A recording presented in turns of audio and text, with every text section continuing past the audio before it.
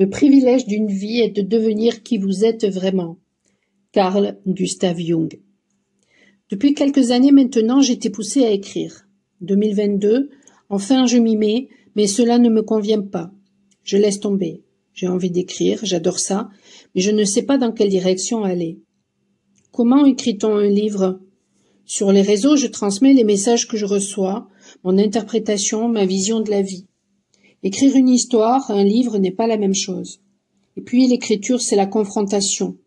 Syndrome de l'imposteur, écrire pour plaire, telles sont les choses à dépasser lorsque nous voulons écrire. Finalement, aujourd'hui, c'est comme lorsque je peins. J'écris surtout pour mon plaisir. De plus, mon âme ne me laissera pas en paix tant que je ne me jetterai pas à l'eau. Je le sais, je le ressens. C'est le matin, ma fenêtre est grande ouverte, il fait beau, il fait bleu. Je lis, relis ce que j'ai commencé à écrire en 2022 et j'accouche de nouvelles idées. Assise sur mon vieux canapé, je ne me sens pas en joie en tapotant sur mon clavier d'ordinateur. Je ressens même un mal-être dans mon chakra du plexus, au niveau de l'estomac. Le plaisir s'en est allé. Pourtant, cela avait bien commencé. Écrire, mais sur quoi? Combien de fois j'ai demandé de l'inspiration à mes guides, mais rien ne me venait. Alors je rectifie, relis, écris. La matinée passe et je laisse mon ouvrage pour aller déjeuner. 1000 questions dans ma tête, mes pensées vont dans tous les sens. Pourquoi écrire si cela ne me procure pas de plaisir? Raconter mon histoire, mon évolution, mon parcours initiatique, écrire sur les messages que je reçois, sur cette relation si particulière, sur mes connaissances, un témoignage, un roman? Sur quoi dois-je écrire? Je ne me sens pas appelée par quelque chose de précis, je n'ai pas d'idées définies qui me viennent. C'est même tout le contraire, j'ai trop d'idées. Je ne vois pas l'intérêt d'écrire sur mon enfance, je l'ai souvent évoqué, j'ai suffisamment travaillé sur le passé, j'ai cicatrisé. Je reçois des messages de guérison en permanence en ce moment. Je vois des serpents en tirant les cartes lorsque je regarde un film dans mes visions. Le serpent a, entre autres, pour symbolique la guérison, la renaissance. Il est temps d'aller de l'avant. Pourtant, en 2022, j'évoquais mon passé en écrivant sur des personnes vivantes et leurs comportements détestables. Connecté à ces personnes, je ressens leurs énergies et cela est très malaisant pour moi. Aussi, jouer le rôle de dénonciateur ne me plaît guère. Je me sens jugée partie en me relisant. Tout ceci cause un mal-être extrêmement désagréable. J'ai eu une enfance difficile, pour ainsi dire pas d'enfance du tout. J'ai subi l'humiliation, le rejet, l'abandon, la trahison, l'injustice, le suicide de mon papa à mes 9 ans, un attouchement à 11 ans. Adulte, j'ai été violée à 2 reprises, j'ai côtoyé la dépression, la maladie, le mensonge, la violence, la manipulation, les addictions. J'ai voulu mourir. J'ai mis la moitié d'un siècle à trouver la paix intérieure, alors l'important pour moi en ce jour est de transmettre que si j'y suis arrivée, c'est à la portée de tous. Impossible pour moi de revenir en arrière en parlant de toutes mes souffrances passées et de ces personnes. Je veux avancer. Alors stop, ça n'est pas la bonne direction à suivre. Mais alors que dois-je écrire, bon sang? Je hurle dans ma tête, aidez-moi. Cela fait plus de 7 ans au moins que je reçois des messages pour aller dans la direction de l'écriture. Je passe à table et soudain la première ligne de mon récit de l'année dernière me revient. Nous devons laisser le passé derrière nous avant de partir. Voici le message que je recevais à l'époque lorsque j'étais devant ma page blanche. Tout est toujours en nous, ou sous nos yeux. Je n'avais rien compris à l'époque. Est-ce que je pouvais être bornée parfois? Non, je n'étais pas bornée, je n'écoutais pas, ça n'est pas la même chose. D'accord, mais alors écrire sur quoi? D'un coup me viennent successivement les messages reçus durant cette période où je commençais à écrire en 2022, mon rêve de cette nuit et la vision de ce matin lors de mon auto-soin quotidien, cette tirade entendue dans le film récemment visionné Les Amours d'Anaïs. Quand tu veux quelque chose, tu te donnes les moyens de l'obtenir. Tu es capable de déplacer les montagnes. Il faut que tu te serves de ça. Toi et moi, on aura vécu un moment ardent, vibrant, sincère. C'est beau et c'est précieux. Tu as raison de prendre l'amour au sérieux, mais ne lui donne pas toute la place. Ne te perds pas, ne t'oublie pas. Si tu dois écrire, écris. Mais en tout cas, Fais quelque chose de ce que tu vis, avec ce que tu vis, avec ce que tu es. Fais quelque chose. Un véritable cadeau, ces paroles que je recevais alors en pleine face, il y a quelques jours. Elles avaient déclenché des larmes libératrices. C'est cela que je dois écrire. Alors pourquoi je ne m'y suis pas mise en suivant? Parce que ce récit devait commencer aujourd'hui, ce 20 septembre 2023. C'est une évidence maintenant. À 20h02, je réalise le jour où nous sommes, et en cet instant, je comprends qu'en ce jour si particulier pour moi, je donne naissance à ce livre. Il ne pouvait commencer qu'aujourd'hui. Les dieux s'amusent avec moi. Pour la petite histoire, hier après-midi, j'ai fait un soin à une personne se prénommant Anaïs. Coïncidence? Je n'y crois absolument pas. Nos âmes ont le pouvoir de s'exprimer à travers les autres et toutes choses. Puis, dans le flot de ce qui me venait pendant mon déjeuner de ce midi, remontait à ma mémoire une chose oubliée, insignifiante à mes yeux. Lorsque j'avais 16 ans, en classe de neige, un professeur allemand venu en France quelques jours me montrait par des gestes sans équivoque son intérêt. J'avais l'impression à l'époque que les garçons de mon âge ne me voyaient pas. Les hommes, par contre, eux, ne voyaient que moi. Pourtant, ils ne m'intéressaient pas. Les tortues. Quelques jours plus tard, le dimanche 1er octobre, les paroles du film Les Amours d'Anaïs prenaient tout leur sens. 10 heures, je vais à la piscine. Je nage pendant 1 heure. Je suis en joie car je ressens l'allégresse de mon animal de pouvoir. Puis je retourne chez moi, mais avant, je passe voir mon courrier. Sur les boîtes aux lettres de la résidence, un livre est posé. Sa couverture m'attire littéralement. Plusieurs tortues de toutes les couleurs me rappellent qu'il y a quelques jours, l'animal de pouvoir de la tortue se manifestait régulièrement. La valse lente des tortues de Catherine Pancol a certainement quelque chose à me transmettre. Que je suis lente? Plus de 7 ans pour me mettre à écrire. Les dieux seraient-ils moqueurs? J'adore cette couverture très colorée, à prédominance bleue et rose. Je prends le livre et je le remettrai après ma lecture. Quelques jours plus tard, un cajot sera posé au pied de la boîte aux lettres avec des livres à échanger, ce qui sera annonciateur de désir de partage, de connaissance et de plaisir. Je prends l'ascenseur, j'ai hâte de commencer à lire. Arrivé dans mon antre, je pose mes affaires, je me douche et je me mets à l'aise. Enfin, j'ouvre le livre préfacé de Romain Gary.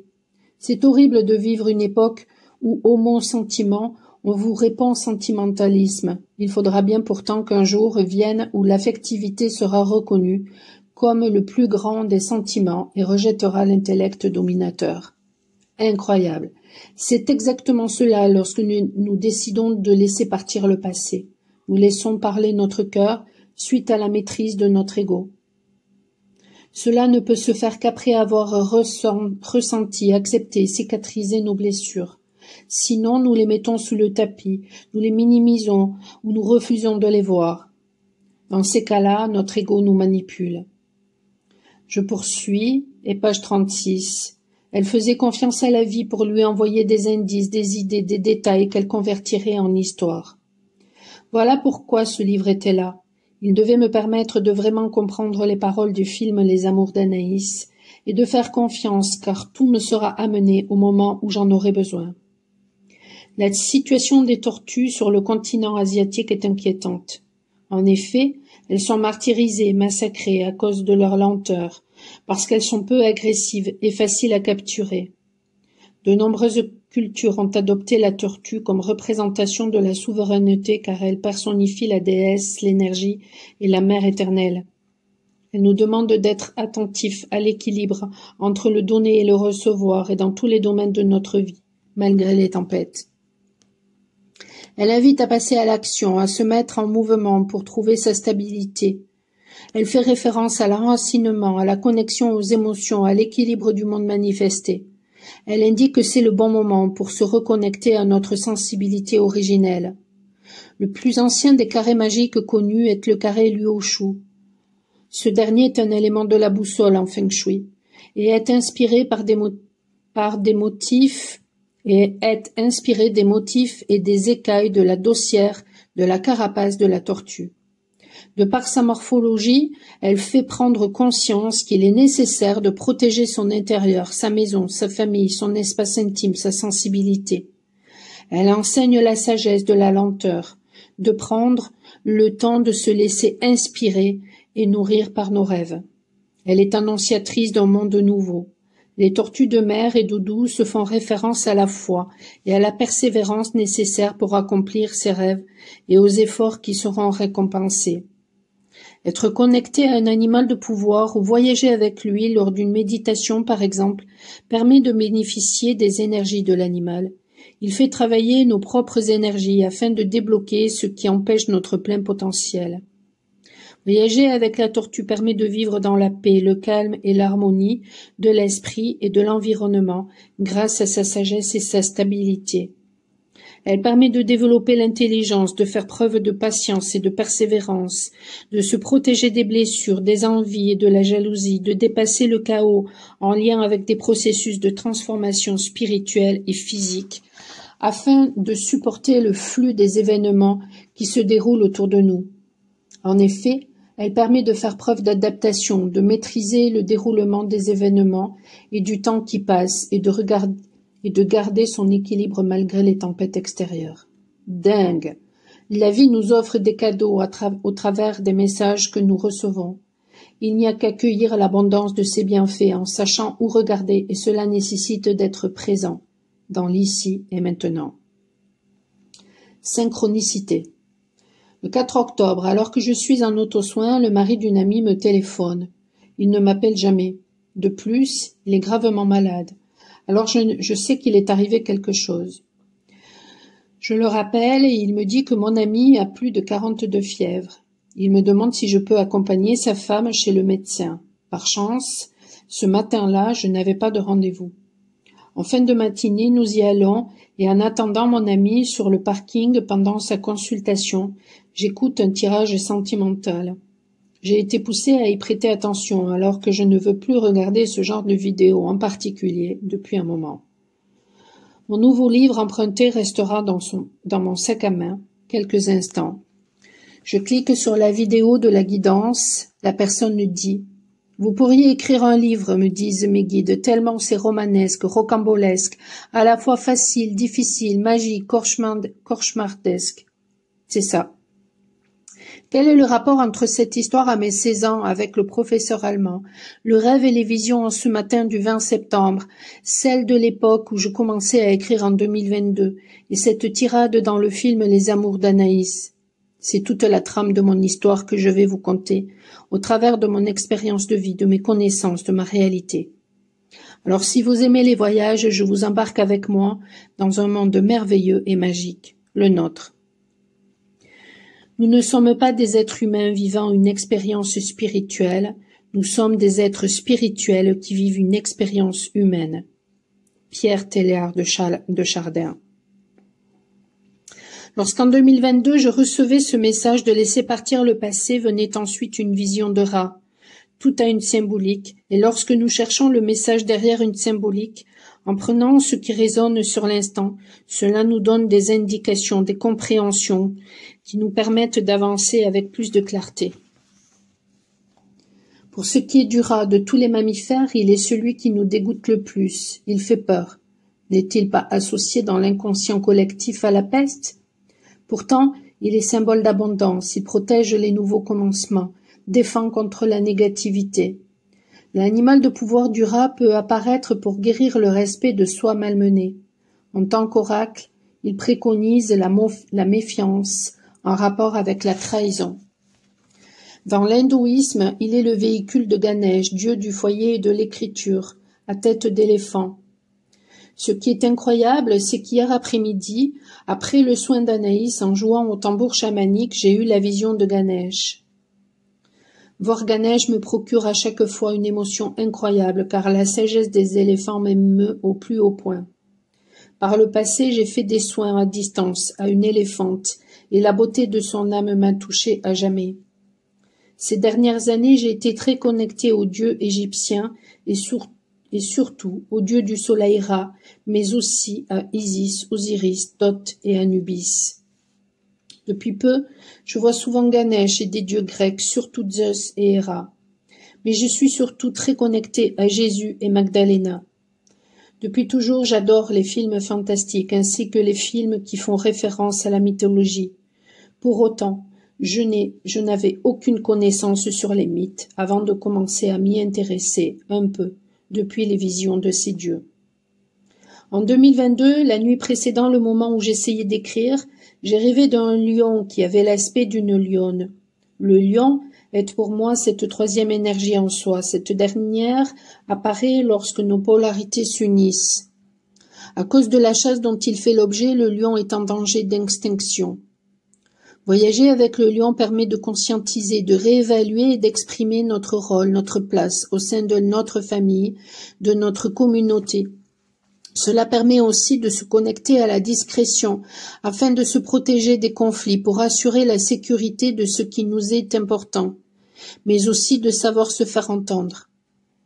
Nous pouvons faire appel au lion pour développer la coopération au sein d'un clan, pour savoir prendre du recul, pour accroître son charisme, sa force intérieure, pour augmenter sa capacité d'adaptation afin d'accepter les changements avec sérénité. Dans mon rêve, il était question d'un lion à l'apparence d'une lionne. Il s'agissait donc pour moi d'un masculin qui, grâce à l'écoute de sa part féminine, développera sa puissance, sa flexibilité, sa réactivité et sa rapidité afin d'atteindre son but, afin d'être dans l'équilibre du donner et du recevoir, dans la bienveillance, en rapport avec sa famille d'âme. Le lion et le rat, 11e fable de Jean de La Fontaine, dont la morale est: nous avons souvent besoin de plus petits que soi, et la patience et le temps sont nos alliés. Derrière ces messages, il y a pour moi une symbolique de partage, de confiance, de lâcher-prise. Voilà justement ce qu'a initié mon parcours dans ma vie. Cette nuit, j'ai rêvé de relations du passé et d'espoir dans celles du futur. En mon réveil, lors de mon auto-soin quotidien, m'est apparue une chèvre mangeant de la mousse de vaisselle. La chèvre fait référence à la confiance, aux efforts récompensés et marque le début d'une nouvelle période, de nouvelles aventures, entre autres choses. La mousse fait référence à des solutions nouvelles qui peuvent devenir une bouffée d'air frais. Si je résume, à l'époque déjà j'avais l'information de laisser partir le passé, je serai guidée pour l'écriture par les dieux, protégée dans ce renouveau par les animaux de pouvoir, et le temps et la patience seront des appuis indéfectibles. Il me suffira d'avoir confiance, de lâcher prise, et je verrai, afin de partager, ce que beaucoup ne voient pas. Aussi, je permettrai peut-être de percevoir que tout est toujours intriqué.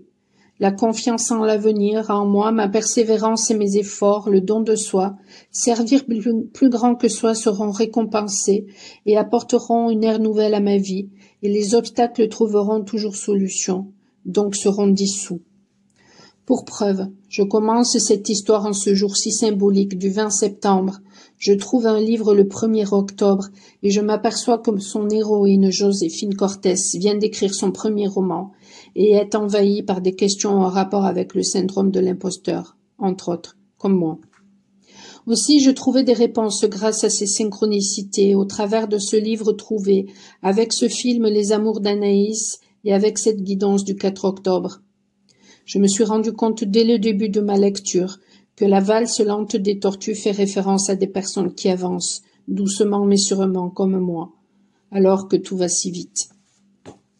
Toutes ces synchronicités m'ont permis depuis ce 4 octobre d'avoir confiance sur le fait que tout se mettrait en place. Je n'aurai plus qu'à me laisser guider et y croire. En effet, il me suffira de coucher sur le papier ce qui m'a été ou me sera transmis au travers de mon expérience de vie. Les synchronicités que je saurai percevoir, les messages que je recevrai de diverses façons, mes compréhensions, mon discernement, mais surtout ma présence, me permettront d'avoir la faculté de voir l'interconnexion entre toutes choses. Libérer le passé, faire confiance, écouter ses intuitions et mettre dans la matière ce qui nous est communiqué, ou grâce à elle saisir les opportunités. N'est-ce pas cela le propre d'un parcours initiatique d'individuation qui amène la réalisation de son être? La quête n'est-elle pas l'inconnu? À moins que la connaissance de son être passe par la matérialisation et la réalisation. Tout est toujours en nous et sous nos yeux. Il suffit d'ouvrir grand les oreilles, les yeux. Je m'apercevrai bien plus tard que tout ceci fait référence à quelque chose de bien plus grand. Moi. Avant d'aller plus en avant, je vais me présenter un peu. Je n'aime pas me définir, je trouve toujours cela très limitant, enfermant. Mais pour me présenter, je n'ai pas le choix. Se définir flatte l'ego, à mon sens. Nous ne sommes pas nos pensées, nos croyances, nos actions, notre âme. Nous ne sommes pas non plus l'image définie que nous avons de nous-mêmes. Nous sommes des êtres illimités. Mais expérimenter une vie terrestre limite, les mots limitent. J'écris sur les limites et en cet instant, mon chat impose les siennes à l'une des minettes de ma fille revenue vivre à la maison il y a 1 an. Elle me rappelle que pour conscientiser que nous sommes des êtres illimités afin de nous réaliser, il faudra nous positionner en imposant nos limites. J'adore les chats. Alors, en quelques mots, voici qui je suis aujourd'hui, succinctement, entre autres choses. Très terre à terre, j'ai longtemps été athée. Je ne croyais en rien, ni au magnétisme, ni à la cartomancie, ni à l'astrologie. En rien. Tout ceci n'était pour moi que charlatanisme. Aussi, j'avais une véritable aversion pour ces choses-là. Je ne croyais pas aux dieux, aux démons, aux anges, aux extraterrestres, aux dragons, aux fées, aux êtres des 3 mondes. Mon ignorance et mon inculture associées au fait que je ne croyais surtout pas en moi m'aveuglaient en tout point sur les mystères et la réalité de la vie, celle qui est la mienne aujourd'hui. Je ne croyais en rien, mais j'étais superstitieuse. Les contes et légendes de la vie de Jésus me fascinaient. Mes contradictions de l'époque me sautent aux yeux aujourd'hui, mais dans ces temps-là, j'étais aussi dans ma vérité. J'étais à milieu des mondes ésotériques New Age, et même aujourd'hui, je ne cherche pas à les intégrer. Mai-juin 2013, je rencontre celui qui restera dans mon cœur à jamais. Celui qui a permis cette renaissance en ce 20 septembre 2023, jour de son anniversaire. Alors ce livre est un peu pour lui aussi. C'est une façon de lui exprimer ma gratitude, un hommage, car si je deviens chaque jour la meilleure version de moi-même, c'est lui qui en est à l'origine. Lors de cette rencontre, tout s'ouvrait en moi. Ma conscience, mes perceptions. Une initiation commençait alors par une nuit noire de l'âme, par des libérations, des blessures du passé, transgénérationnelles et karmiques. Une déconstruction de tous mes schèmes, de toute ma vie entière se mettait en place. Je laissais un emploi d'employé administratif pour m'installer à mon compte en tant que thérapeute holistique. Au fur et à mesure des libérations de mes peurs, je me reconnectais à mon essence pure, à la spiritualité. J'apprenais à être présente, à m'enraciner, à écouter, mais aussi à m'écouter, à me comprendre et à comprendre l'autre. Je reprenais la responsabilité de ma vie. Je travaillais le lâcher-prise pour en arriver à un détachement, à une individuation qui me montrait sans culpabiliser combien je m'étais illusionnée durant près d'un demi-siècle.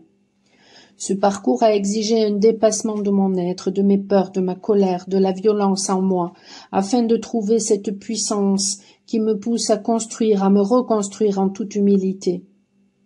Le chemin qui me paraissait interminable tellement il avait été ardu, souffrant, exigeant, mais ô combien magnifique, était, une fois arrivé au sommet, une bénédiction. Puis je me suis aperçue avec surprise et émerveillement qu'il y avait encore plus haut. Devant moi, tout paraissait plus beau, plus clair. Il ne me restait plus qu'à avancer, sans me retourner. Guérisseuse de l'âme, je suis une hypersensible, sensitive, un haut potentiel, une empathe kinesthésique. Je ressens les émotions, les pensées et les douleurs physiques d'autres êtres comme si elles m'appartenaient, et ce, en présence ou à distance. J'ai de nombreuses capacités. Pour autant, au fur et à mesure de mes avancées, de nouvelles se manifestent. Il serait plus juste de dire que plus je me réveille, plus j'apprends à me connaître, plus je conscientise de nouvelles facultés déjà présentes. Mes capacités font peur. Je fais peur. Je ne me considère ni comme un maître, ni comme un gourou, dans le sens péjoratif du terme, car sa véritable signification est détournée. Beaucoup de mots, de symboles, d'événements le sont, profitant de notre ignorance afin de manipuler.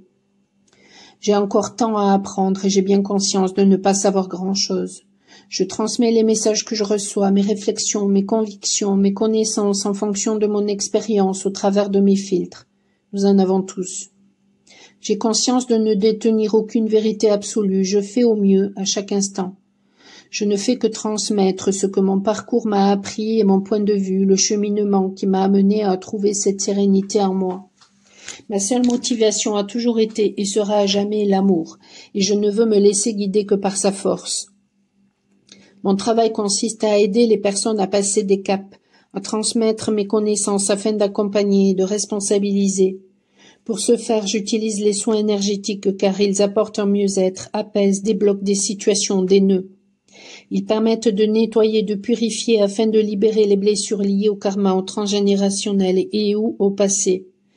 Je pratique entre autres des soins médecine métamorphe avec des lectures d'énergie pour éveiller les consciences, afin de reconnecter les personnes à leur essence pure, à leur plein potentiel. Ainsi, elles reprennent leur pouvoir et retrouvent leur autonomie, leur paix intérieure et leur liberté. J'ai été initiée à ces soins par les esprits de ma lignée galactique. Lors de ces soins, je peux voyager dans un autre espace-temps pour obtenir des informations grâce à un état modifié de conscience appelé transe. Certains chamans ont besoin de plantes psychotropes, de la danse, de jeûner ou d'autres outils pour atteindre cet état de transe. Leur soin paraît très spectaculaire. Ce n'est pas mon cas. Lorsque je ressens que quelque chose est dissimulé, ne veut pas se libérer, le tambour me permet de me recentrer davantage et d'aller beaucoup plus en profondeur. Ainsi, il m'aide à dévoiler les messages cachés par le mental, dans l'inconscient ou le subconscient et libère ce que je n'ai pas réussi à évacuer avec le soin. Je fais aussi des guidances afin de permettre la conscientisation des blocages et la voie la plus fluide à adopter pour l'évolution de la personne. J'initie au Reiki, ceux qui sont appelés par cette voie comme je l'ai été par le passé. Je fais des formations afin de transmettre mon savoir et mes connaissances. Que ce soit au travers d'un soin ou d'une guidance, voir ce qui est caché dévoile la source du problème afin de le transcender. Porteur de mémoire, je transmets ce qui m'est offert afin de libérer les vieux schémas limitants, d'apprendre à être présent pour avoir foi en soi et en la vie. Ces transmissions permettent aussi de se reconnecter à son plein potentiel pour trouver son individualité. Les diverses directions vers lesquelles j'étais guidée lors de mon initiation m'ont permis de comprendre que ces chemins existent aussi dans mes autres vies. Je peins de façon intuitive avec des plumes d'oiseaux que je trouve lors de mes balades. J'écris sur les réseaux les messages qui me sont transmis. Au travers de l'art, de l'écriture, je peux aussi permettre les mêmes effets qu'avec les soins ou les guidances, car tout est vibration. Ma foi en moi est en une source créatrice de toutes choses, un esprit que certains appellent Dieu, en Dieu le Père, Dieu la Mère. J'ai foi en moi et en une source créatrice de toutes choses, un esprit que certains appellent Dieu. Je ne crois pas aux religions, je n'adhère à aucun parti, aucun dogme, aucune corporation. Mes rêves sont des messages ou prémonitoires. J'ai des visions en permanence. Récemment, j'en ai eu une merveilleuse. Elle m'a surprise. Elle n'a duré que quelques secondes, mais elle s'est renouvelée régulièrement de façon différente. Lors de cette vision surprenante, j'ai vu des symboles géométriques, intriqués les uns dans les autres, et d'autres plus grands, regroupant ces symboles plus petits, mais étant eux aussi intriqués les uns avec les autres. Tout était noir et blanc. La vision était fixe, et pourtant en mouvement, et parfaitement équilibrée, tout scintillait. Plus tard, je verrai ces scintillements sous forme d'étoiles ou de points, colorés. Cette vision fait référence à la géométrie sacrée. Elle met en relation complexe les mathématiques, la spiritualité et l'interconnexion de toutes choses. Elle a un pouvoir et un impact sur notre conscience, notre créativité et sur notre existence. Elle déverrouille les codes cachés qui régissent notre univers. Elle libère nos vieux schémas pour nous éveiller à de nouvelles compréhensions du monde qui nous entoure, pour encoder de nouvelles visions, de nouvelles énergies. Ces formes sont sacrées en raison de leur association avec des concepts spirituels et cosmiques. Elles ont une signification propre, intrinsèque, et peuvent même, pour certains très connus, être considérées comme des archétypes universels. Cette vision est pour moi la manifestation de ce qui est en chacun de nous. Elle symbolise Dieu, créateur de toutes choses, sous-entendu Dieu le Père, Dieu la Mère, ou bien la source, l'Esprit. Principe d'amour inconditionnel, opposé et complémentaire, infini, en mouvement perpétuel, représenté par le fini, en harmonie. Plus tard, lors d'un autre soin, j'aurai des visions d'ondes scalaires. Elles transportent l'énergie et l'information et sont l'expression de la conscience universelle qui agit en interaction avec nos différents corps. Ces ondes sont aussi hors de nous et en nous. Je m'abandonne à quelque chose de plus grand, à l'esprit. Parfois je vais l'appeler Dieu par simplicité, par conditionnement culturel. Dans le silence, j'écoute ma voix intérieure et je mets en action ce qui m'est transmis en toute confiance. J'ai foi en moi et en Dieu. Telle est ma vie aujourd'hui. Je ne veux plus revenir en arrière, cela me serait fatal, je le sais. Il est plus facile pour moi dans ce récit parfois d'écrire à la première personne. Pour autant, l'important est le récit. Alors peut-être qu'à travers mes écrits, votre propre chemin fera écho avec mon parcours. Encore une fois, l'important pour moi est le chemin, le voyage. Alors j'espère arriver à l'honorer au travers de cette écriture. L'amoureux. Révélation me venait aujourd'hui, ce 20 septembre, pendant l'écriture, mais ce livre aurait très bien pu s'appeler L'amoureux, de fait. Dans le tarot de Marseille, l'amoureux fait référence au choix, aux opportunités à saisir afin d'augmenter ses richesses, sa productivité. Il met en lumière les dualités, la façon de gérer les tensions afin d'apprendre à surmonter les obstacles en ayant confiance en soi, en ayant la foi, en sortant des projections afin de nous révéler et de nous élever. Il nous permet de dresser le bilan sur nos relations avec les autres, mais aussi avec nous-mêmes. Il initie par l'épreuve afin de tester notre authenticité, donc notre impeccabilité. Pour cela, il nous pousse dans nos retranchements pour nous forcer à dépasser des décisions qui iront dans le sens de notre évolution personnelle, voire spirituelle. Il nous aide à avoir du discernement, à nous regarder en face, sans masque, à regarder nos ombres, notre lumière, à les aimer et les assumer. Il nous fait le cadeau de trouver notre authenticité, donc notre liberté.